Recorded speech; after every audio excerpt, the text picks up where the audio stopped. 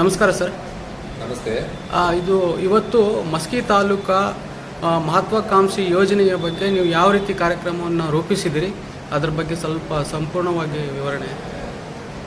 ಎಲ್ಲರಿಗೂ ನಮಸ್ಕಾರ. ನನ್ನ ಹೆಸರು ಉಮೇಶ್ ಅಂತ. ಮಸ್ಕಿ ತಾಲೂಕು ಪಂಚಾಯತಿಯ ಕಾರ್ಯನಿರ್ವಾಹಕ ಅಧಿಕಾರಿಯಾಗಿ ನಾನು ಕಳೆದ 9 ತಿಂಗಳಿಂದ ಇಲ್ಲಿ ಸೇವೆ ಸಲ್ಲಿಸ್ತಾ ಇದ್ದೀನಿ. ಇಂದಿನ ಈ ಕಾರ್ಯಕ್ರಮದ ವಿಶೇಷತೆಯ ಕುರಿತಾಗಿ ಹೇಳೋಕ್ಕಿಂತ ಮುಂಚೆ ಈ ಕಾರ್ಯಕ್ರಮ ಅಂದರೆ ಏನು ಅಂತ ಸ್ವಲ್ಪ ವಿವರಿಸ್ತೀನಿ. ಭಾರತದಲ್ಲಿ ಇರತಕ್ಕಂಥ 600 ತಾಲೂಕುಗಳಲ್ಲಿ 5 ಮಾನದಂಡಗಳನ್ನು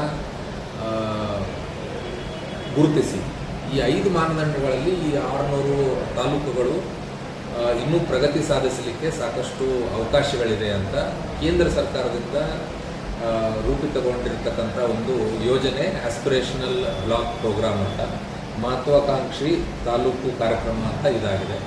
ಈ ಕಾರ್ಯಕ್ರಮವನ್ನು ಜಿಲ್ಲಾ ಪಂಚಾಯತ್ ರಾಯಚೂರು ಮತ್ತು ತಾಲೂಕು ಪಂಚಾಯತ್ ಮಸ್ಕಿ ಸಹಯೋಗದಲ್ಲಿ ಆಶ್ರಯದಲ್ಲಿ ಇದನ್ನು ನಡೆಸ್ತಾ ಇದ್ದೀವಿ. ಇಲ್ಲಿ 5 ಈ ಒಂದು ಮಾನದಂಡಗಳು ಯಾವುವು ಅಂದರೆ ಕೃಷಿ, ಆಮೇಲೆ ಶಿಕ್ಷಣ, ಆಮೇಲೆ ಹೀಗೆ ಬೇರೆ ಇನ್ನೂ 3 ಮಾನದಂಡಗಳನ್ನು ಒಳಗೊಂಡು ಆ ಒಂದು ಮಾನದಂಡಗಳನ್ನು ಈ ಒಂದು ಮಸ್ಕಿ ತಾಲೂಕಿನ ಹಳ್ಳಿಗಳಲ್ಲಿ ಇಲ್ಲಿರ್ತಕ್ಕಂಥ ಜನತೆ ಅದನ್ನು ಸಾಕಷ್ಟು ಪ್ರಗತಿ ಸಾಧಿಸಲಿಕ್ಕೆ ಇನ್ನೂ ಅವಕಾಶಗಳಿದೆ ಅನ್ನೋ ಒಂದು ಕಾರ್ಯಕ್ರಮ ಇದಾಗಿದೆ ಅಂತ ನಾನು ಈಗಾಗಲೇ ಹೇಳಿದೆ. ಅದರ ಕುರಿತಾಗಿ ಇದು ಸಂಪೂರ್ಣತಾ ಅಭಿಯಾನ ಅಂತ ಪ್ರಪ್ರಥಮವಾಗಿ ಇಲ್ಲಿ ಈ ಕಾರ್ಯಕ್ರಮವನ್ನು ಇವತ್ತು ಹಮ್ಮಿಕೊಂಡಿದ್ದೇವೆ.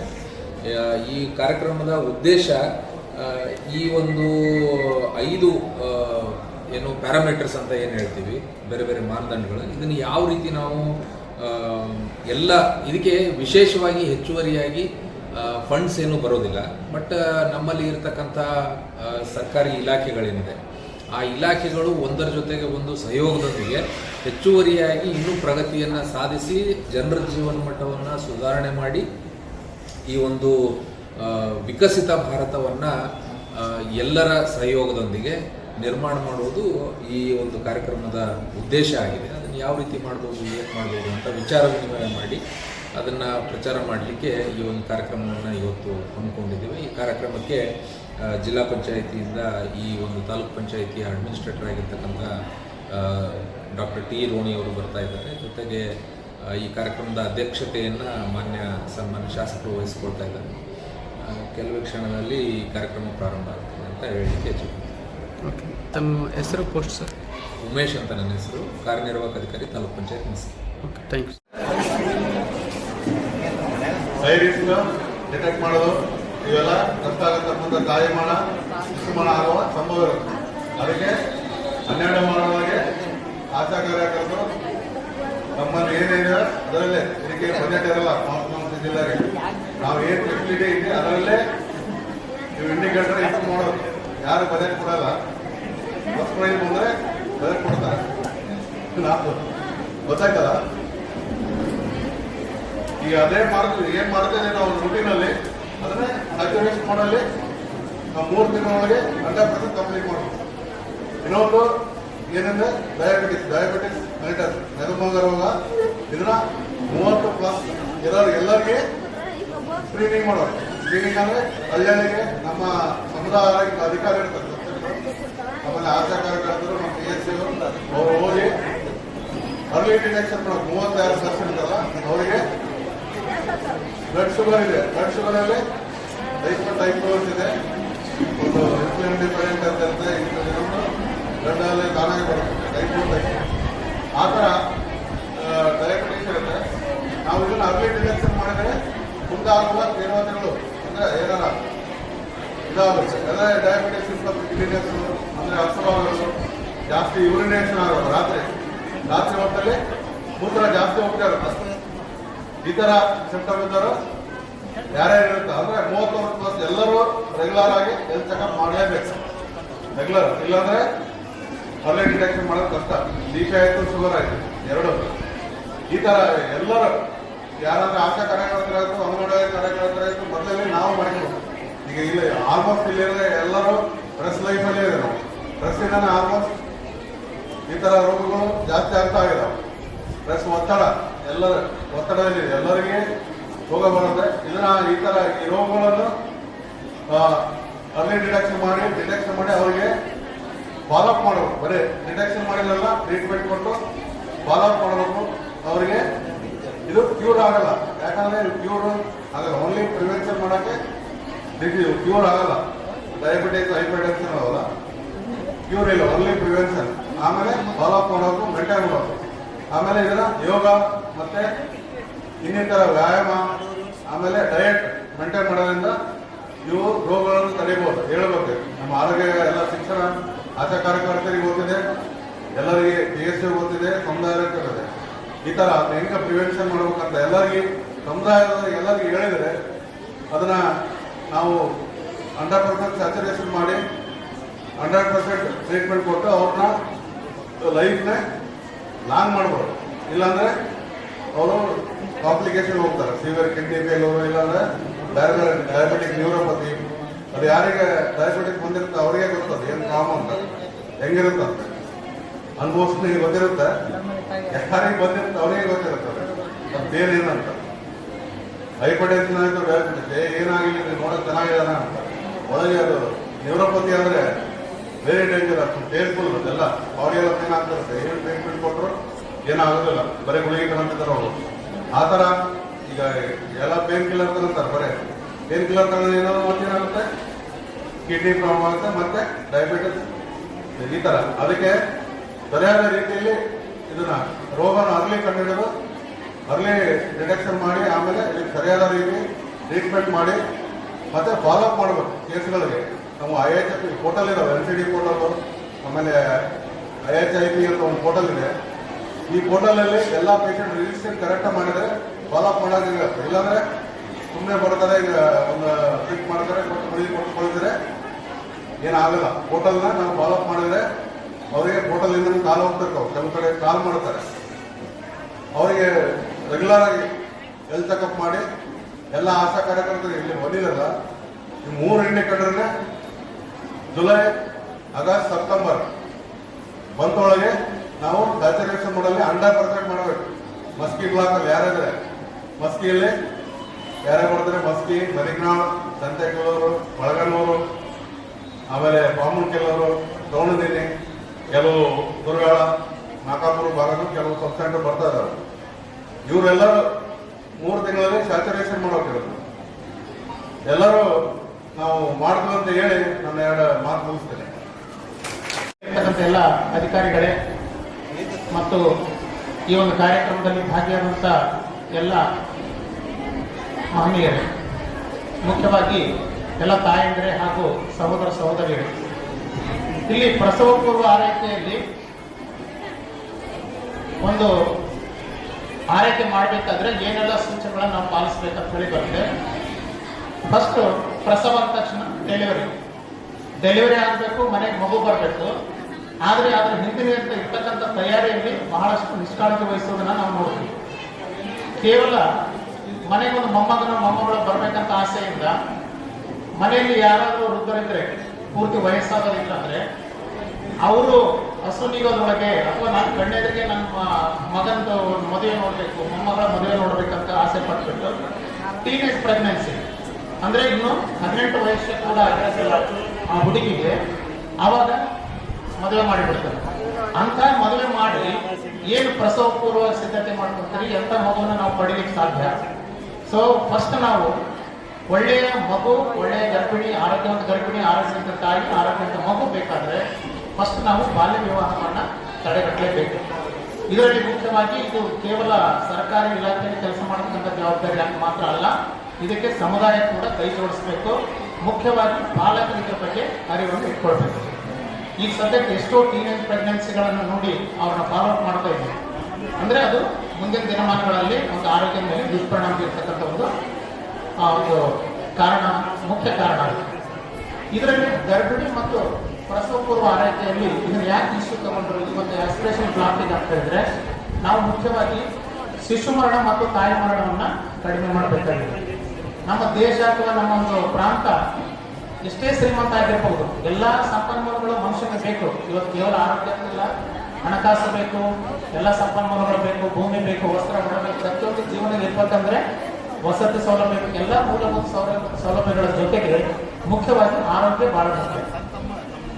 ಇದು ನಮ್ಮ ಒಂದು ಏರಿಯಾದಲ್ಲಿ, ನಮ್ಮ ಜಿಲ್ಲೆಯಲ್ಲಿ ಇರ್ಬೋದು, ಪ್ರಾಂತದಲ್ಲಿ ಇರ್ಬೋದು, ಅಲ್ಲಿ ಶಿಶು ಮರಣ ಮತ್ತು ತಾಯಿ ಮರಣ ಜಾಸ್ತಿ ಆಗ್ತಾ ಇದೆ ಅಂದ್ರೆ ಅದು ಏನು ಇಂಡಿಕೇಟ್ ಕೊಡ್ತೀವಿ, ನಮಗೆ ಆರೋಗ್ಯದಲ್ಲಿ ದೋಷಗಳಿದೆ. ಇವಾಗ ಇಷ್ಟೆಲ್ಲ ಸೌಲಭ್ಯಗಳಿದ್ದು ಕೂಡ ನಮಗೆ ಪ್ರತಿ 1000 ಜನಕ್ಕೆ 28 ಶಿಶು ಮರಣಗಳಾಗ್ತವೆ.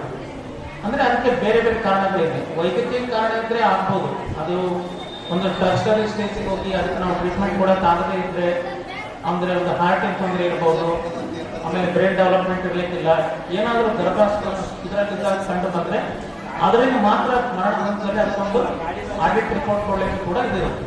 ಅದರಲ್ಲಿ ತಾಯಿಯಂದರು ಅಥವಾ ಪಾಲಕರು ಅಥವಾ ಒಂದು ಹೆರಿಗೆ ಸೌಲಭ್ಯ ಪಡೆಯತಕ್ಕಂಥ ಇನ್ಸ್ಟಿಟ್ಯೂಟ್ನಲ್ಲಿ ಕೂಡ ಸಾಕಷ್ಟು ಒಂದು ತೊಂದರೆಗಳಿಂದಾಗಿ ಶಿಶುಗಳು ಮರಣ ಹೊಂದಿವೆ. ಆಮೇಲೆ ಗರ್ಭಿಣಿ ಸ್ತ್ರೀ ಆರೋಗ್ಯದಲ್ಲಿ ನಾವು ಮುಖ್ಯವಾಗಿ ಗಂಡಾಂತರ ಗರ್ಭಿಣಿ ಅಂತ ಹೇಳ್ತೀವಿ. ಪ್ರತಿಯೊಬ್ಬರು 21 ವರ್ಷದ ಮೇಲೆ ಆಗಿ ಗರ್ಭಿಣಿ ಆಗ್ತಂದ್ರೆ, ಪ್ರೆಗ್ನೆನ್ಸಿ ಆದ್ರೆ ಅವರಿಗೆ ಮೊದಲನೇ 4 ವಾರದ ಒಳಗಡೆ ಅವ್ರದ್ದು ರಿಜಿಸ್ಟ್ರೇಷನ್ ಆಗ್ಬೇಕು. ಮೊದಲ ಕಾಲದಲ್ಲಿ ಏನಂತ ಇವಾಗ ನಾವು ಕೂಡ ಮಾಡ್ತಿರ್ಬೋದು, ಯಾರ ಮನೆಗಾದ್ರೂ ಮಗಳು ಸೊಸೆ ಒಂದು ಗರ್ಭಿಣಿ ಆದ್ರೆ ಇನ್ನೂ ಹೇಳಬಾರ್ದು ಅಂತ ಹೇಳಿ ಮುಚ್ಚಿಡೋದು ಪದ್ಧತಿ ಹಳ್ಳಿಗಳಾಗಿದೆ. ಆ ಥರ ಆಗಬಾರ್ದು. ನಮ್ಮ ಆಶಾ ಕಾರ್ಯಕರ್ತರಲ್ಲಿ, ನಮ್ಮ ಆರೋಗ್ಯ ಇಲಾಖೆ ಸಿಬ್ಬಂದಿ ಇರಲಿ, ಪ್ರತಿಯೊಬ್ಬರು ಮನೆಗೆ ಹೋಗ್ಬಿಟ್ಟು ಆ ಒಂದು ಪ್ರೆಗ್ನೆನ್ಸಿ ಇದ್ದಾರೆ ಏನಂತೇಳಿ ಕಂಡುಹಿಡಿಬೇಕಾಗುತ್ತೆ. ಅವರಿಗೆ ಸಾಕಷ್ಟು ಪ್ರೆಗ್ನೆನ್ಸಿ ಟೆಸ್ಟ್ ಕಿಟ್ಗಳ ಸರಬರಾಜು ಆಗಬೇಕು ಈ ಒಂದು ಯೋಜನೆಯಲ್ಲಿ. ಅಂದಾಗ ಮಾತ್ರ ಅದು ಕಂಡುಹಿಡಿಯಕ್ಕೆ ಸಾಧ್ಯ. ಎಷ್ಟೋ ಈ ಗರ್ಭಿಣಿಯರು ತಾವು ಗರ್ಭಿಣಿ ಇದ್ದಾರೆ ಅಂತ ಕೂಡ ಹೇಳ್ತಿರಲ್ಲ, ಅಥವಾ ಮನೆಯಲ್ಲಿ ಇರ್ತಕ್ಕಂಥ ಅತ್ತೆ ಮಾವನವರು ಹೇಳಬೇಡ ಸುಮ್ಮನೆ ಅಂತ ಇರ್ತಕ್ಕಂಥ ಒಂದು ಇದೆ ಕ್ರಮ ಇದೆ. ಅದು 5 ತಿಂಗಳು 6 ತಿಂಗಳು ಆದ್ಮೇಲೆ ಆ ಮಗುವಿನಲ್ಲಿ ಏನಾದರೂ ತೊಂದರೆ ಇದ್ರೆ, ಅತಿಗೆ ತೊಂದರೆ ಇದ್ರೆ, ಅವಾಗ ಆ ANC ಪೀರಿಯಡ್ ಅಲ್ಲಿ ಗರ್ಭಿಣಿ ಸ್ತ್ರೀನೇ ಸಾಯ್ತಕ್ಕಂಥ ಪ್ರಸಂಗ ಬರ್ಬೋದು, ಅಥವಾ ಹುಟ್ಟತಕ್ಕಂಥ ಮಗುವಿನಲ್ಲಿ ನ್ಯೂನತೆಗಳನ್ನು ನಾವು ಕಂಡು ಹಿಡಿಯುವಲ್ಲಿ ಒಂದು ಲೋಪವನ್ನು ನಾವು ಮಾಡಬಹುದು. ಇದ್ರ ಜೊತೆಗೆ ಅರ್ಲಿ ರಿಜಿಸ್ಟ್ರೇಷನ್ ಯಾಕೆ ಇಂಪ್ರೂವ್ ಮಾಡಬೇಕು ಈ ಒಂದು ನಮ್ಮ ಮಸ್ಕಿ ಭಾಗದಲ್ಲಿ ಅಂದ್ರೆ, ಅದನ್ನ ನಾವು ಇಮಿಡಿಯೇಟ್ ಆಗಿ 4 ವಾರದೊಳಗೆ ಗರ್ಭಿಣಿ ಅಂತ ಗೊತ್ತು ಮಾಡಿಕೊಂಡು ರಿಜಿಸ್ಟ್ರೇಷನ್ ಮಾಡಿ ಆಕೆಗೆ ತಾಯಿ ಕಾರ್ಡ್ ಕೊಟ್ಟು ಕನಿಷ್ಠ ಡೆಲಿವರಿ ಆಗೋದ್ರೊಳಗೆ 4 ಬಾರಿ ವೈದ್ಯಕೀಯ ತಪಾಸಣೆ ಆಗಬೇಕು. ಆ ಮಗುವಿನ ಫೀಟಲ್ ಡೆವಲಪ್ಮೆಂಟ್ ಇರ್ಬೋದು, ಆಮೇಲೆ ಆಕಿನಲ್ಲಿ HB ಪರ್ಸೆಂಟೇಜ್ ಚೆಕ್ ಮಾಡೋದಿರ್ಬೋದು, ಆಕೆಗೆ ಡಯಾಬಿಟಿಕ್ ಇದೆಯಾ, ಆಮೇಲೆ ಮತ್ತೇನಾದ್ರೂ ತೊಂದರೆ ಇದೆ ಅಂತ. ಆಮೇಲೆ ಎಲ್ಲ ಪ್ರಾಥಮಿಕ ಆರೋಗ್ಯ ಕೇಂದ್ರಗಳಲ್ಲಿ ನಾವು ANC ಪ್ರೊಫೈಲ್ ಅಂತ ಮಾಡ್ತೀವಿ. ಅದರಲ್ಲಿ ಮುಖ್ಯವಾಗಿ ಕಂಪ್ಲೀಟ್ ಬ್ಲಡ್ ಚೆಕಪ್ ಆಗುತ್ತೆ, CBC. ಅದರ ಜೊತೆಗೆ ಹೆಪಟೈಟಿಸ್ ಚೆಕಪ್ ಆಗುತ್ತೆ, ಸಿಫಿಲಿಸ್ ಆಗುತ್ತೆ, ಮತ್ತೆ ಮುಖ್ಯವಾಗಿ HIV ಟೆಸ್ಟ್ ಆಗುತ್ತೆ. ಹೀಗಾಗಿ ಗರ್ಭಿಣಿ ಅಂತಾನೆ ಗೊತ್ತಾಗಿಲ್ಲ, ಬಹಳಷ್ಟು ದಿನದ ಮೇಲೆ ಗೊತ್ತಾಯ್ತು. ಈ ತರ ಆದ್ರೆ ಇವೆಲ್ಲ ಟೆಸ್ಟ್ಗಳನ್ನು ಸ್ಕ್ರೀನ್ ಮಾಡಿದಾಗ ಆಕೆ ಏನು ತೊಂದರೆ ಇದೆ ಅಂತ ಹೇಳೋದು ನೋಡ್ಬೋದು. HIV ಇತ್ತಂದ್ರೆ ಗರ್ಭಿಣಿ ಇದ್ರೆ ಮಗು ಬರಲಾರ್ದಂಗೆ ತಡೆಗಟ್ಬೋದು. ಇವೆಲ್ಲ ನಾವು ಸೌಲಭ್ಯಗಳನ್ನು ಕೊಡ್ಬೇಕು. ಸ್ವಲ್ಪ ನಮ್ಮ ಜಿಲ್ಲೆಯಲ್ಲಿ ಮೈಗ್ರೇಟರಿ ಜಾಸ್ತಿ, ಅಂದ್ರೆ ದುಡಿಲಿಕ್ಕೆ ಹೋಗ್ತಕ್ಕಂಥ, ವಲಸೆಗೆ ಹೋಗ್ತಕ್ಕಂಥ, ಪ್ರೆಗ್ನೆಂಟ್ ಆಗಿರ್ತಾರೆ, ಇಲ್ಲಿ ಹೇಳಿರಂಗಿಲ್ಲ ಬೆಂಗಳೂರಿಗೆ ಇರ್ತಾರೆ, ಒಮ್ಮೆ ಡೆಲಿವರಿ ಇಲ್ಲಿ ಬರ್ತಾರೆ. ಆ ಸಂದರ್ಭದಲ್ಲಿ ಅವ್ರಿಗೆ ಏನು ವ್ಯತ್ಯಯ ಆಯ್ತು, ಏನು ರಿಪೋರ್ಟ್ ಇರಲ್ಲ, ಎಲ್ಲಿ ಸರಿಯಾಗಿ ತೋರಿಸಿರಲ್ಲ, ಹಿಂಗಾಗಿಬಿಟ್ಟು ಒಮ್ಮೆಗೆ ಅವರು ಇಲ್ರಿ ಪ್ರೆಗ್ನೆಂಟ್ ಇದ್ರು ಊರಿಗೆ ಬಂದರು. ಆ ಟೈಮ್ನಾಗ ಡೆಲಿವರಿ ಟೈಮ್ನಾಗ ಕಾಂಪ್ಲಿಕೇಶನ್ ಆಯಿತು, ಆಮೇಲೆ ರಕ್ತಸ್ರಾವ ಆಯಿತು, ಹಸುನಿಗಿದ್ರು, ತಾಯಿ ಮರಣ ಆಯಿತು. ಇಷ್ಟೆಲ್ಲ ಸೌಲಭ್ಯಗಳಿದ್ರು ಈ ತರ ಪಾಲಕರು ಕೂಡ ಒಂದು ನಿಷ್ಕಾಳಜಿ ವಹಿಸ್ತಕ್ಕಂಥ ಒಂದು ಸಂದರ್ಭ ಇರ್ತದೆ. ಇನ್ನು ಪ್ರಸವ ಪೂರ್ವ ಆರೈಕೆ ಅಂದ್ರೆ, ಒಂದು ಗರ್ಭಿಣಿ ಅಂತ ಗೊತ್ತಾದ ತಕ್ಷಣ ಆಕೆಗೆ ಸ್ಕ್ಯಾನಿಂಗ್ ಇರ್ಬೋದು, ಎಲ್ಲ ತಪಾಸಣೆ ಇರ್ಬೋದು, ಅದ್ರ ಜೊತೆಗೆ ಪೌಷ್ಟಿಕ ಆಹಾರ, ಆಮೇಲೆ ಆಕೆಗೆ ದೈಹಿಕ ಆರೋಗ್ಯ ಮತ್ತು ಮಾನಸಿಕ ಆರೋಗ್ಯ ಕೂಡ ಬಹಳ ಮುಖ್ಯ. ಮನೆಯಲ್ಲಿ ಇರ್ತಕ್ಕಂಥವ್ರು ಅವರಿಗೆ ಒಂದು ಮಾನಸಿಕ ಸ್ಥೈರ್ಯ ಕೊಡ್ಬೇಕಾಗುತ್ತೆ. ಫಾರ್ ಎಕ್ಸಾಂಪಲ್, ಇವತ್ತು ಉಡಿ ತುಂಬ ಕಾರ್ಯಕ್ರಮ ಮಾಡಿದ್ವಿ. ಅದೇನು ಅರ್ಥ ಅಂದ್ರೆ, ಅವರಿಗೆ ನಾವು ಪ್ರೀತಿ ವಿಶ್ವಾಸವನ್ನ ನಾವು ಹಂಚ್ಕೊಂಡಾಗ, ಪ್ರೆಗ್ನೆಂಟ್ ಇದ್ದಾಗ ಅವ್ರ ಮಾನಸಿಕ ಸ್ಥಿತಿ ಬಹಳಷ್ಟು ಒಂದು ಚೇಂಜ್ ಆಗ್ತಿರ್ತದೆ. ಏನು ಚೇಂಜ್ ಆಗ್ತಂದ್ರೆ, ಒಂದು ದೈಹಿಕವಾಗಿ ಬದಲಾವಣೆ ಆಗ್ಬಿಡ್ತಾರೆ ಅವರಲ್ಲಿ. ಆಮೇಲೆ ಈ ತರ ಪ್ರೆಗ್ನೆಂಟ್ ಆದ ತಕ್ಷಣ ಅವರಲ್ಲಿ ಬದಲಾವಣೆಗಳು ಕಂಡು ಬಂದ್ಬಿಟ್ಟು ಅವ್ರಿಗೆ ಏನೋ ಒಂದು ದುಗುಡ, ದುಮ್ಮಾನ, ಒಂಟಿ ಆಗಿರುವಿಕೆ, ನಾನು ಎಲ್ಲರಲ್ಲಿ ಬೆಳೆಯಂಗಿಲ್ಲ ಅಂತ ಹೇಳುವ ಭಾವನೆ ಬರ್ತದೆ. ಆ ಸಂದರ್ಭದಲ್ಲಿ ಬಂಧು ಬಾಂಧವರೆಲ್ಲ ಕೂಡಿ ಒಂದು ಇಲಾಖೆಗಳಾಗಲಿ, ನಮ್ಮ ಸಿಬ್ಬಂದಿಗೆ, ಎಲ್ಲರೂ ಮಹಿಳಾ ಮತ್ತು ಮಕ್ಕಳ ಕಲ್ಯಾಣ ಇಲಾಖೆ ಅವರಿಗೆ ಒಂದು ಬೆನ್ನಿಗೆ ನಾವು ಇರ್ತೀವಿ, ನಿನ್ನ ಆರೋಗ್ಯಕ್ಕೆ ನಾವು ಇರ್ತೀವಿ ಅಂತ ಹೇಳಿ ಮಾನಸಿಕ ಸ್ಥೈರ್ಯವನ್ನು ಕೂಡ ಅವರಿಗೆ ನಾವು ಕೊಡತಕ್ಕಂಥದ್ದು ನಮ್ಮೆಲ್ಲರ ಜವಾಬ್ದಾರಿ. ಇದ್ರ ಜೊತೆಗೆ ಕೇವಲ ಪ್ರೆಗ್ನೆಂಟ್ ಆದ್ರೂ ಎಲ್ಲ ಚೆಕಪ್ ಮಾಡಿಸಿದ್ರು, ಲಾಸ್ಟ್ ಸ್ಟೇಜಲ್ಲಿ ಒಂದು ಪಾರ್ಟ್ ಮಾಡಿಬಿಡ್ತಾರೆ. ಏನು ಇಮಿಡಿಯೇಟ್ ಆಗಿ ಆಸ್ಪತ್ರೆ ಡೆಲಿವರಿಗೆ ಹೋಗಲ್ಲ. ಆ ಸಂದರ್ಭದಲ್ಲಿ ಕೇರ್ಲೆಸ್ ಮಾಡಿಬಿಡೋದು, ಸುಲಿಗೆ ನೋವು, ಊರಲ್ಲಿ ಇರ್ತಕ್ಕಂಥ ಗಾಳಿ ನೋವು, ಈ ಥರ ಕರ್ಕೊಂಡು ಬಂದ್ಬಿಡೋದು. ಇಲ್ರಿ ನೋವು ಭಾಳ ಕಂಡು ಯಾವುದು ಗಾಡಿ ಇದ್ದಿದ್ದಿಲ್ಲ, ಆಸನ ಊರಾಗಿದ್ದಿದ್ದಿಲ್ಲ, ಏನೋ ಒಂದು ಹೇಳ್ಬಿಡ್ತಾರೆ. ಸೊ ಈ ಒಂದು ಹಿನ್ನೆಲೆಯಲ್ಲಿ ಅಲ್ಲಿ ಇರ್ತಕ್ಕಂಥ ಆಶಾ ಯಾವಾಗಲೂ ಒಂದು ತಿಂಗಳ ಮುಂಚೆ, ಕನಿಷ್ಠ ಮೂರು ವಾರ ಮುಂಚೆ ಆದರೂ ಕೂಡ ಅವರು EDD ಲಿಸ್ಟನ್ನು ರೆಡಿ ಇಟ್ಕೋಬೇಕು. ಎಕ್ಸ್ಪೆಕ್ಟೆಡ್ ಡೇಟ್ ಆಫ್ ಡೆಲಿವರಿ ಅದನ್ನು ಸಂಬಂಧಪಟ್ಟ ಉಪಕೇಂದ್ರ ಕೊಟ್ಟಿರಬೇಕು, ಸಂಬಂಧಪಟ್ಟ PSC ಮತ್ತು 108 ಸೌಲಭ್ಯ ಎಲ್ಲಿದೆ, ಏನು ಸೌಲಭ್ಯದಿಂದ ಅದನ್ನು ನಾವು ಆಸ್ಪತ್ರೆಗೆ ರವಾನೆ ಮಾಡ್ಬೋದು. ಇದೆಲ್ಲವನ್ನು ನಾವು ಪ್ರಿಪೇರ್ ಆಗಿ ಆ ಪಾಲಕರ ಜೊತೆ ಸಮಾಲೋಚನೆ ಮಾಡಿ ಇಟ್ಕೊಂಡಿರ್ಬೇಕು. ಅಂದಾಗ ಮಾತ್ರ ನಾವು ಇಂಥ ಒಂದು ಸುರಕ್ಷಿತ ಹೆರಿಗೆ ಮಾಡಿಸ್ಬೋದು. ಒಂದು ಶಿಶು ಮತ್ತು ತಾಯಿ ಇವರಿಬ್ಬರ ಆರೋಗ್ಯವನ್ನು ಕಾಪಾಡುವಲ್ಲಿ ಇವೆಲ್ಲ ಇಂಡಿಕೇಟರ್ಸ್ ಬರ್ತವೆ. ಆಮೇಲೆ ಈ ಒಂದು 4 ತಪಾಸಣೆ ಮಾಡೋದ್ರಿಂದ ಗಂಡಾಂತರ ಗರ್ಭಿಣಿಯರನ್ನು ನಾವು ಅರ್ಲಿ ಡಿಟೆಕ್ಷನ್ ಮಾಡ್ಬೋದು.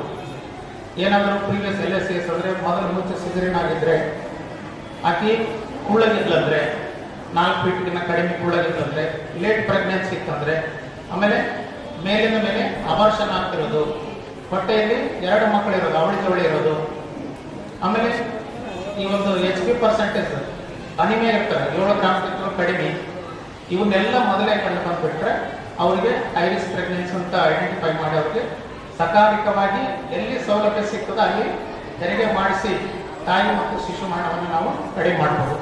ಈ ಒಂದು ಹಿನ್ನೆಲೆಯಲ್ಲಿ ಈ ಒಂದು ಮಹತ್ವಾಕಾಂಕ್ಷಿ ತಾಲೂಕಿನಲ್ಲಿ ಇವೆಲ್ಲ ಇಂಡಿಕೇಟರ್ಸ್ ಕೊಟ್ಟಿದ್ದಾರೆ. ಸೊ ಫಸ್ಟ್ ಅರ್ಲಿ ರಿಜಿಸ್ಟ್ರೇಷನ್ ಮತ್ತು ಇಮಿಡಿಯೇಟ್ ಆಗಿ ತಾಯಿ ಕಾರ್ಡ್ ಕೊಟ್ಟು ಇಲಾಖೆಗೆ ರಿಜಿಸ್ಟ್ರೇಷನ್ ಆಗಬೇಕು. ಅವರಿಗೆ ಪ್ರತಿ ತಿಂಗಳ ಫಾಲೋಅಪ್ ಆಗಬೇಕು. ಆಶಾ ಕಾರ್ಯಕರ್ತರು ಮತ್ತು ನಮ್ಮ PHC ವೈದ್ಯರ ಹತ್ರ ಕನಿಷ್ಠ 5 ಬಾರಿ ಆರೋಗ್ಯ ತಪಾಸಣೆ ಮಾಡಿದಾಗ ಮಾತ್ರ ಇವನ್ನೆಲ್ಲ ನಾವು ಸಾಧಿಸಲಿಕ್ಕೆ ಸಾಧ್ಯ ಇದೆ.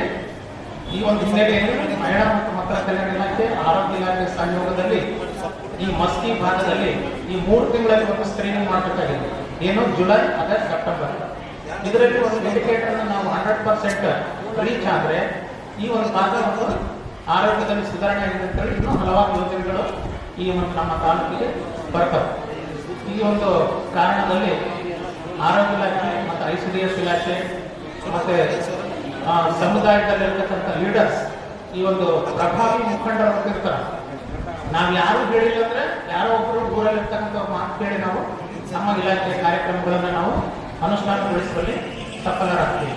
ಊರಲ್ಲಿರ್ತಕ್ಕಂಥ ಮೆಂಬರ್ ಇರ್ಬೋದು, ಒಂದು ಅಂಗಡಿ ಮಾಲೀಕ ಇರ್ಬೋದು, ಯಾರಾದರೂ ಧಾರ್ಮಿಕ ಮುಖಂಡ ಇರ್ಬೋದು, ಇಂಥವ್ರನ್ನೆಲ್ಲ ಕೂತ್ಕೊಂಡು ನಾವು ಸಮುದಾಯದಲ್ಲಿ ಆರೋಗ್ಯ ಚಟುವಟಿಕೆಗಳನ್ನು ಹಮ್ಮಿಕೊಂಡು ಸಮುದಾಯದ ಜೊತೆ ಬೆರೆತು ಆ ಮನೆಯವರಲ್ಲಿ ನಾವು ಕೂಡ ಒಂದು ಮನೆಯವರಾಗಿ ಕಾರ್ಯ ಕೈಗೊಂಡಾಗ ನಮ್ಮ ಮೇಲೆ ವಿಶ್ವಾಸ ಮೂಡುತ್ತದೆ. ಆ ಸಂದರ್ಭದಲ್ಲಿ ಎಲ್ಲ ಇಲಾಖೆಯ ಒಂದು ಪ್ರೋಗ್ರೆಸ್ ಆಗಲಿಕ್ಕೆ ಸಾಧ್ಯ ಇದೆ. ಈ ನಿಟ್ಟಿನಲ್ಲಿ ನಮ್ಮ ಇಲಾಖೆ ಎಲ್ಲರೂ ಶ್ರಮಿಸಿ ಈ ಒಂದು ಇಂಡಿಕೇಟರ್ಗಳನ್ನು ಸ್ಯಾಚುರೇಷನ್ ಮಾಡುವಲ್ಲಿ ಎಲ್ಲರೂ ಶ್ರಮ ಪಡಬೇಕು. ಈ ಸಂದರ್ಭದಲ್ಲಿ ಹೇಳುತ್ತಾ ಗರ್ಭಿಣಿ ಮತ್ತು ಪ್ರಸವ ಪೂರ್ವ ತಯಾರಿ ಬಗ್ಗೆ ನಾನು ಮಾತಾಡೋಕ್ಕೆ ಅವಕಾಶ ಕೊಟ್ಟಂತ ಆಯೋಜಕರಿಗೆ ಧನ್ಯವಾದಗಳು. ತಾಲೂಕು ಆರೋಗ್ಯಾಧಿಕಾರಿಗಳು ಡಾಕ್ಟರ್ ಅಮರೇಶ್ ಪಾಟೀಲ್ ಸರ್ ಅವರೇ, ಹಾಗೂ ಶಿಕ್ಷಣ ಇಲಾಖೆಯ BO ಸರ್ ಅವರೇ, ಹಾಗೂ ಸೋಮಶೇಖರ್ ಪಾಟೀಲ್ ಸರ್ ಅವರೇ, ಹಾಗೂ ವಿವಿಧ ಇಲಾಖೆಯಿಂದ ಆಗಮಿಸಿದಂಥ ತಾಲೂಕು ಮಟ್ಟದ ಅಧಿಕಾರಿಗಳೇ, ಇಲ್ಲಿ ನೆರೆದಂಥ ಅಂಗನವಾಡಿ ಕಾರ್ಯಕರ್ತರೇ, ಆಶಾ ಕಾರ್ಯಕರ್ತರೇ, ಹಾಗೂ ವಿವಿಧ ಸ್ವಸಹಾಯ ಮಹಿಳಾ ಗುಂಪುಗಳ ಸದಸ್ಯರೇ, ಹಾಗೂ ಪತ್ರಕರ್ತ ಮಾಧ್ಯಮದವರು, ಇಂದು ತಾಲೂಕ್ ಪಂಚಾಯತ್ ಮತ್ತು ತಾಲೂಕು ಪಂಚಾಯತ್ ಮಸ್ಕಿ ಜಿಲ್ಲಾಡಳಿತ ಹಾಗೂ ಮಹತ್ವಾಕಾಂಕ್ಷೆ ತಾಲೂಕು ಕಾರ್ಯಕ್ರಮದ ಆಗಮಿಸಿದಂಥ ಎಲ್ಲರಿಗೂ ಸ್ವಾಗತಿಸುತ್ತಾ, ಈಗ ತಾನೇ ಪ್ರಣೇಶ್ ಸರ್ ಅವರು ಪ್ರಸವ ಪೂರ್ವ ತಯಾರಿ ಯಾವ ಥರ ಮಾಡ್ಕೋಬೇಕಂತೇಳಿ ವಿವರವಾಗಿ ಪ್ರತಿಯೊಂದು ಸ್ಟೆಪ್ ಬೈ ಸ್ಟೆಪ್ ತಿಳಿಸಿದ್ದಾರೆ. ಇದ್ರ ಜೊತೆಗೆ ಪ್ರಸವ ಪೂರ್ವ ತಯಾರಿ ಜೊತೆಗೆ ನಾವು ಯಾವ ಥರ ಪೌಷ್ಟಿಕ ಆಹಾರ ಸೇವಿಸಬೇಕು, ಯಾವುದೋ ಒಂದು ಪಥ್ಯ ಮತ್ತು ಅಪಥ್ಯ ಏನಿರುತ್ತೆ ಗರ್ಭಿಣಿಯವ್ರು ಮಾಡಬೇಕಾಗುತ್ತೆ ಅಂತೇಳಿ ಇದ್ರ ಬಗ್ಗೆ ಸ್ವಲ್ಪ ತಿಳಿಸ್ಲಿಕ್ಕೆ ಇಷ್ಟಪಡ್ತೇನೆ. ಮೊದಲನೇದಾಗಿ ನಾವು ಗರ್ಭಿಣಿ ಅಂತೇಳಿ ತಿಳಿದ ತಕ್ಷಣ ಏನಂತಂದ್ರೆ 12 ವಾರದಲ್ಲೇ ರಿಜಿಸ್ಟ್ರೇಷನ್ ಮಾಡಿಸುವಂತ ಅವಶ್ಯಕತೆ ಇರುತ್ತೆ. ಪ್ರೀ ರಿಜಿಸ್ಟ್ರೇಷನ್ ಮಾಡಿಸೋದು 12 ವಾರದೊಳಗೆ ರಿಜಿಸ್ಟ್ರೇಷನ್ ಮಾಡಿಸೋದ್ರಿಂದ ಏನಾಗುತ್ತೆ ಅಂದ್ರೆ ನಾವು ಮುಂದೆ ಆಗುವಂತ ಗಂಡಾಂತರ ರಿಸ್ಕ್ಗಳನ್ನು ನಾವು ತಡೆಯಬಹುದು. ಅದ್ರ ಜೊತೆಗೆ ಏನಂತಂದ್ರೆ ಸ್ಟಿಲ್ ಬರ್ತ್, ಆಮೇಲೆ ಹೈ ರಿಸ್ಕ್ ಏನಂತ ಹೇಳ್ತೀವಲ್ಲ ನಾವು ಹೈಪರ್ ಟೆನ್ಷನ್ ಆಯಿತು, ಡಯಾಬಿಟಿಸ್ ಮೆಲಿಟಸ್ ಆಯಿತು, ಇವುಗಳಿಂದ ನಾವು ತಡೆಯಬಹುದು. ಇದ್ರ ಜೊತೆಗೆ ನಾವು ಗರ್ಭಿಣಿ ಅಂತ ಆದ ತಕ್ಷಣನೇ ಮೊದಲನೇದಾಗಿ ಪೌಷ್ಟಿಕಯುಕ್ತ ಆಹಾರ ತಗೋಬೇಕು. ನಾವೆಲ್ಲರೂ ಪ್ರತಿಯೊಂದು ದಿನ ನಾವು ಪೌಷ್ಟಿಕ ಆಹಾರ ತಗೋತಾ ಇದ್ವಿ. ಆದರೂ ಕೂಡ ನಮ್ಮ ಭಾಗದಲ್ಲಿ ಸುಮಾರು 50-60% ಮಹಿಳೆಯರು ಅಪೌಷ್ಟಿಕದಿಂದ ಬಳಲುತ್ತಿದ್ದಾರೆ. ಸರ್ಕಾರದಿಂದ ಬಹಳಷ್ಟು ಯೋಜನೆಗಳು, ಮಾತೃಪೂರ್ಣ ಯೋಜನೆ ಆಯಿತು, ಮಾತೃ ವಂದನ ಯೋಜನೆ ಆಯಿತು, ಹಾಗೂ ಆರೋಗ್ಯ ಇಲಾಖೆಯಿಂದ ವಿವಿಧ ಕಾರ್ಯಕ್ರಮಗಳನ್ನು ಹಮ್ಮಿಕೊಂಡರೂ ಕೂಡ ನಮ್ಮಲ್ಲಿ ಏನಂತಂದ್ರೆ ಸುಮಾರು 50-60% ಅನಿಮಿ ಅಂದ್ರೆ ರಕ್ತಹೀನತೆಯಿಂದ ಬಳಲುತ್ತಿದ್ದಾರೆ. ಕಾರಣ ಏನಂತಂದ್ರೆ ನಾವು ಊಟ ಮಾಡ್ತಾ ಇರುವಂತಹ ಆಹಾರ ಏನಂತಂದ್ರೆ ಬ್ಯಾಲೆನ್ಸ್ಡ್ ಇಲ್ಲ, ಸಮತೋಲನವಾಗಿಲ್ಲ. ನಾವು ಸಮತೋಲನ ಆಹಾರ ತಗೊಳ್ಳೋದ್ರಿಂದ ಏನಂತಂದ್ರೆ ಒಂದು ಅಪೌಷ್ಟಿಕತೆಯಿಂದ ನಾವು ತಾಯಿಯನ್ನು ರಕ್ಷಿಸಬಹುದು. ಮೊದಲನೇದಾಗಿ ನಾವೇನಂತಂದ್ರೆ ಸಮತೋಲನ ಆಹಾರ ಅಂತಂದ್ರೆ ಏನು, ಅದು ಎಲ್ಲಿ ಸಿಗುತ್ತೆ ಅಂತೇಳಿ. ಸಮತೋಲನ ಅಂದ್ರೆ ನಮ್ಮ ಸುತ್ತಮುತ್ತ ಬೆಳೆಯುವಂತ ನಾವು ತರಕಾರಿ ಆಯ್ತು, ಹಣ್ಣು ಹಂಪಲಾಯ್ತು, ಮತ್ತು ಬೇಳೆಕಾಳುಗಳಾಯ್ತು, ದವಸ ಧಾನ್ಯಗಳಾಯ್ತು, ಇವೆಲ್ಲ ಸಮಗ್ರವಾದ ಒಂದು ಆಹಾರದಲ್ಲಿ ನಾವು ಅಳವಡಿಸಿಕೊಂಡ್ರೆ ಮಾತ್ರ ನಾವು ಪೌಷ್ಟಿಕದಿಂದ ತಪ್ಪಿಸ್ಕೋಬಹುದು. ಮೊದಲನೇದಾಗಿ ಒಂದು ಆಹಾರದ ಕ್ರಮ ಅಂದ್ರೆ ಸಮತೋಲನ ಆಹಾರ ಅಂದ್ರೆ ಪಿರಮಿಡ್ ಶೇಪ್ ಅಲ್ಲಿ ನಾವು ಇದನ್ನು ವಿಭಾಗವಾಗಿ ಮಾಡಬಹುದು. ಅದ್ರ ಫಸ್ಟ್ ಅಲ್ಲಿ ದವಸ ಧಾನ್ಯಗಳನ್ನ ನಾವು ಯಥೇಚ್ಛವಾಗಿ ಬಳಸಬೇಕು. ಇದೇನಂದ್ರೆ ಒಂದು ಊಟದಲ್ಲಿ ಏನಂತಂದ್ರೆ ದವಸ ಧಾನ್ಯಗಳ ಹೆಚ್ಚಿನ ಒಂದು ಸಂಖ್ಯೆಯಲ್ಲಿ ಇರಬೇಕು. ದವಸ ಧಾನ್ಯಗಳಂತಂದ್ರೆ ಏನು, ನಾವು ಊಟ ಮಾಡುವಂತ ರಾಗಿ ಆಯ್ತು, ಜೋಳ, ಅಕ್ಕಿ, ನವಣೆ, ಮತ್ತೆ ಸೀರಿಯಲ್ಸ್ ಅಂತೀವಲ್ಲ, ಸಾವಯವದಲ್ಲಿ ಬೆಳೆಯುವಂತ ಬೆಳೆಗಳನ್ನು ನಾವು ಬಳಸಬೇಕು. ದವಸ ಧಾನ್ಯಗಳಲ್ಲಿ ಯಥೇಚ್ಛವಾಗಿ ಕ್ಯಾಲ್ಸಿಯಂ, ಐರನ್ ಮತ್ತು ಮ್ಯಾಗ್ನೀಸಿಯಂ ಎಂಬ ಅಂಶಗಳು ದೊರಕುತ್ತವೆ. ಇದರಿಂದ ಏನಂತಂದ್ರೆ ನಾವು ತಾಯಿಯಲ್ಲಿ ರಕ್ತಹೀನತೆಯನ್ನು ತಡೆಗಟ್ಟಬಹುದು.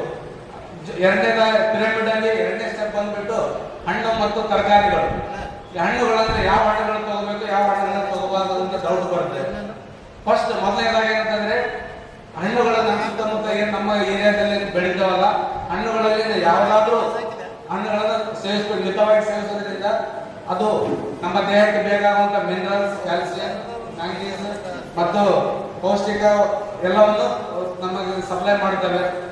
ಅದ್ರ ಜೊತೆಗೆ ತರಕಾರಿಗಳಲ್ಲಿ ಕೆಲವೊಂದು ತರಕಾರಿಗಳಿದ್ದಾವೆ, ಅವು ಏನಂತಂದ್ರೆ ಯಾವ ಮೆಡಿಸಿನ್ ಕೂಡ ಕೆಲಸ ಮಾಡಲಾರಷ್ಟು ಒಂದು ಎಫೆಕ್ಟ್ ಆಗಿ ಕೆಲಸ ಮಾಡ್ತವೆ. ಎಕ್ಸಾಂಪಲ್ ಅಂತಂದ್ರೆ ನುಗ್ಗೆ ಸೊಪ್ಪು ಆಯ್ತು, ಮೆಂತ್ಯ ಪಲ್ಯ ಆಯ್ತು, ಜೊತೆಗೆ ಏನಂತಂದ್ರೆ ನಾವು ಹೀರೆಕಾಯಿ, ಬಸರೆಕಾಯಿ ಮತ್ತು ವಿವಿಧ ತರಹದ ಸುತ್ತಮುತ್ತ ಬೆಳೆಯುವಂತ ತರಕಾರಿ ತಗೊಳ್ಳೋದ್ರಿಂದ ಏನಂತಂದ್ರೆ ಒಂದು ತಾಯಿಯಲ್ಲಿ ಪೋಷಕಾಂಶಗಳು ಮತ್ತು ಖನಿಜಾಂಶಗಳನ್ನ ಹೆಚ್ಚಾಗಿ ಮಾಡ್ಕೋಬಹುದು. ಇದು ಇನ್ನೊಂದು ಪಿರಮಿಡ್ ಅಲ್ಲಿ ಮೂರನೇ ಭಾಗ ಬಂದ್ಬಿಟ್ಟು ಬೇಳೆಕಾಳುಗಳು ಅಂತೀವಿ. ಬೇಳೆಕಾಳುಗಳು ಅಂತಂದ್ರೆ ಎಕ್ಸಾಂಪಲ್ ಪೊಟ್ಯಾಷಿಯಂ ಇರುವಂತ ಹಾಲಿನ ಪ್ರಾಡಕ್ಟ್ಗಳಾಯ್ತು, ಮೊಟ್ಟೆ ಆಯ್ತು, ಮೀನು, ಈ ತರ ತಗೊಳ್ಳೋದ್ರಿಂದ ಕೂಡ ನಾವು ನಮ್ಮ ದೇಹಕ್ಕೆ ಬೇಕಾಗುವಂತ ಪ್ರೋಟೀನ್ಗಳು ಮತ್ತು ಯಥೇಚ್ಛವಾಗಿ ದೊರೆಯುತ್ತವೆ. ನಾಲ್ಕನೇದಂದ್ರೆ ಎಣ್ಣೆ ಮತ್ತು ಮಾಂಸ. ಎಣ್ಣೆ ಅಂತಂದ್ರೆ ನಾವು ಕೆಲವೊಂದು ಮನೆಯಲ್ಲಿ ಬಳಸುವಂತ ಪದಾರ್ಥಗಳಲ್ಲಿ ಎಣ್ಣೆ ಅಂಶ ಜಾಸ್ತಿ ಇರುತ್ತೆ. ಮೊದಲನೇದಾಗಿ ಏನಂತಂದ್ರೆ ಎಳ್ಳು ಅಂತ ಹೇಳ್ತಿರಲ್ಲ, ಎಳ್ಳು, ಬಿಳಿ ಎಳ್ಳು ಆಯ್ತು, ಕರಿ ಎಳ್ಳು ಮತ್ತು ಸೂರ್ಯಪಾನ ಹಾಗೂ ಶೇಂಗಾ, ಇವೇನಂತಂದ್ರೆ ಅದರಲ್ಲಿ ಆಹಾರದಲ್ಲಿ ನಮ್ಮ ದೇಹಕ್ಕೆ ಏನ್ ಬೇಕಾಗ್ತಾವಲ್ಲ ಒಳ್ಳೆ ಪೋಷಕಾಂಶಗಳು ಸಿಗ್ತಾವೆ.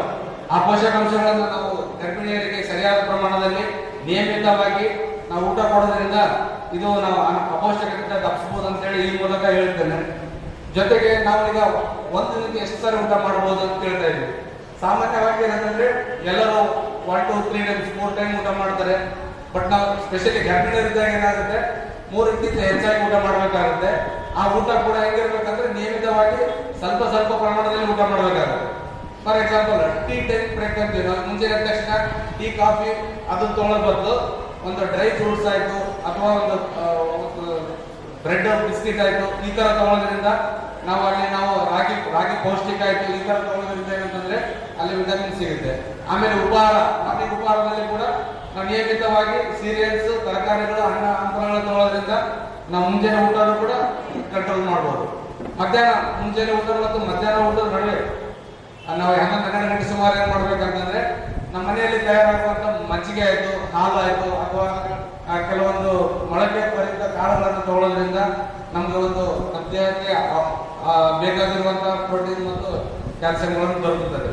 ಮಧ್ಯಾಹ್ನ ಊಟದಲ್ಲಿ ಕೂಡ ನಾವೇನಂತಂದ್ರೆ ನಮ್ಮ ಬೇರೆ ಪ್ರದೇಶದಲ್ಲಿ ಬೇರೆ ಬೇರೆ ಬೆಳೆಗಳನ್ನು ಬೆಳೆಯುತ್ತಿರ್ತಾರೆ. ನಮ್ಮ ಭಾಗದಲ್ಲಿ ಜಾಸ್ತಿಯಾಗಿ ಸಜ್ಜೆ ಮತ್ತು ಜೋಳವನ್ನು ಬಳಸ್ತೀವಿ. ನಮ್ಮ ಮಧ್ಯಾಹ್ನ ಊಟದಲ್ಲಿ ಬಿಸಿ ಜೋಳ ರೊಟ್ಟಿಯಾಗಿ ತಗೋಬಹುದು, ರಾಗಿ ಮುದ್ದೆ ಆದ್ರೂ ತಗೋಬಹುದು. ಈ ತರ ಯಾವ್ದಾದ್ರು ನಮ್ಗೆ ಅನುಕೂಲ ಇರುವಂತಹ ಆಹಾರವನ್ನು ತಗೊಳ್ಳೋದ್ರಿಂದ ನಾವು ಗರ್ಭಿಣಿಗೆ ಏನಂತಂದ್ರೆ ಒಂದು ಒಳ್ಳೆಯ ಪೋಷಕಾಂಶವನ್ನು ಕೊಡ್ಬೋದು ಅಂತೇಳಿ ನನ್ನ ಅಭಿಪ್ರಾಯ.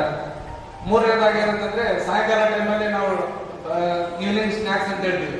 ಈವ್ನಿಂಗ್ ಸ್ನ್ಯಾಕ್ಸ್ ಬೇರೆ ಏನೋ ಒಂದು ಕರೆದ ಪದಾರ್ಥಗಳು, ಸಮೋಸ, ಇವು ಏನಂತಂದ್ರೆ ಮಿರ್ಚಿ ಬಜ್ಜಿ ಆ ತರ ಒಂದು ಕರೆದ ಪದಾರ್ಥಗಳನ್ನು ತಿನ್ನೋ ಬದಲು ಒಂದು ಮನೆಯಲ್ಲಿ ಒಂದು ಒಳ್ಳೆ ಒಂದು 2-3 ಹಣ್ಣುಗಳನ್ನ ತಗೊಂಡು ಫ್ರೂಟ್ ಸಲಾಡ್ ಜೇನುತುಪ್ಪದ ತಗೊಳ್ಳೋದ್ರಿಂದ ನಮಗೆ ಒಂದು ಒಳ್ಳೆಯ ಆಹಾರವನ್ನು ಪಡ್ಕೋಬಹುದು ಅಂತ ಅನ್ಬೋದು.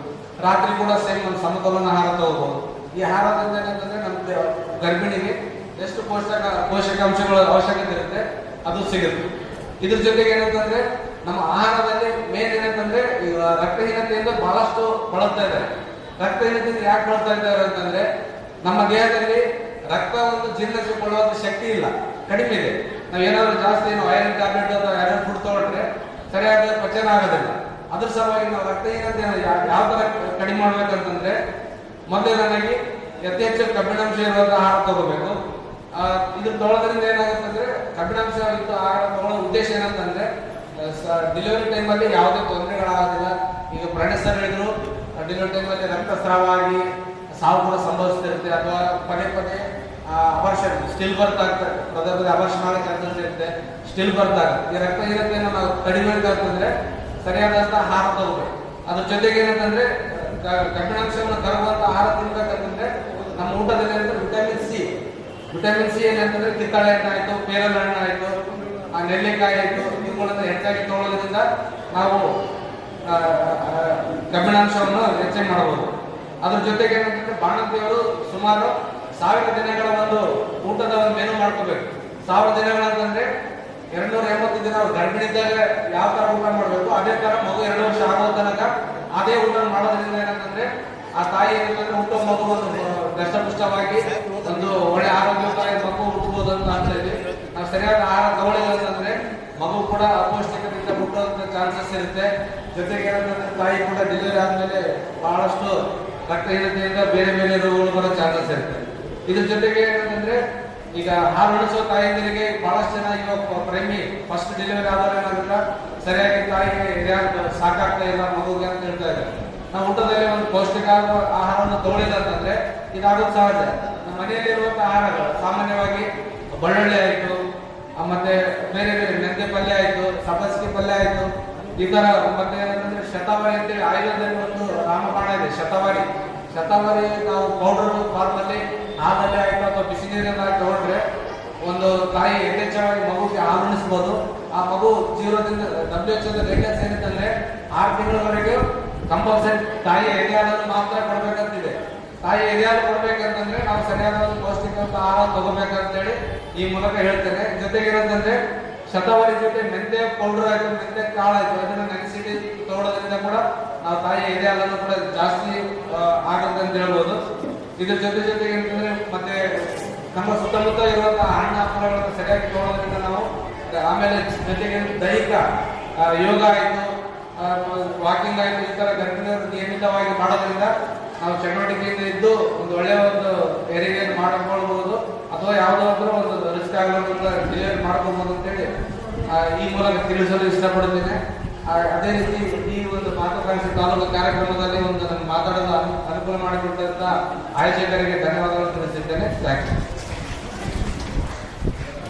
ಅಧಿಕಾರಿಯವರಿಗೂ ಹಾಗೂ ಆಸನದಲ್ಲಿರುವ ಎಲ್ಲ ಸ್ಪೀಕರ್ಗೂ ವಂದಿಸುತ್ತಾ, ಈ ಸುತ್ತಿನಿಧಿ ಎಂಬುದು ಸ್ವಸಹಾಯ ಸಂಘಗಳು ರಚನೆಯಾದ 3 ತಿಂಗಳಿಂದ 1 ವರ್ಷದ ಒಳಗಾಗಿ ಕೇಂದ್ರ ಸರ್ಕಾರದಿಂದ ನಗರ ಮಟ್ಟದಲ್ಲಿ 10,000 ಹಾಗೂ ಗ್ರಾಮೀಣ ಮಟ್ಟದಲ್ಲಿ 20,000 ಕೊಡುವ ಒಂದು ಯೋಜನೆಯಾಗಿದ್ದು, ಈ ಯೋಜನೆಯಲ್ಲಿ ಅವರು ಸಾಲ ಪಡೆದುಕೊಂಡು ಮತ್ತು 10 ಕಂತುಗಳಲ್ಲಿ ಮರುಪಾವತಿ ಮಾಡಿ ಗುಂಪಿನ ಆರ್ಥಿಕ ವ್ಯವಸ್ಥೆಯನ್ನು ಅಭಿವೃದ್ಧಿಪಡಿಸಲು ಹಾಗೂ ಬ್ಯಾಂಕ್ ಸಾಲ ಸೌಲಭ್ಯ ಪಡೆಯಬೇಕಾದರೆ ಈ ಒಂದು ಸುತ್ತು ನಿಧಿ ಸರಿಯಾಗಿ ಪ್ರಮಾಣದಲ್ಲಿ ಉಪಯೋಗಿಸಿದಲ್ಲಿ ಸ್ವಸಹಾಯ ಸಂಘಗಳಿಗೆ ಗುಂಪಿನಿಂದ ಆರ್ಥಿಕ ಚಟುವಟಿಕೆಗಾಗಿ ಬ್ಯಾಂಕಿನಿಂದ ಸಾಲ ಸೌಲಭ್ಯ ಸಿಗುವ ಒಂದು ವ್ಯವಸ್ಥೆಯಾಗಿರೋದ್ರಿಂದ ಈ ಸ್ವಸಹಾಯ ಸಂಘಗಳು ಹೆಚ್ಚಿನ ಪ್ರಮಾಣದಲ್ಲಿ ಇತ್ತೀಚಿನ ದಿನಗಳಲ್ಲಿ ಬ್ಯಾಂಕಿನ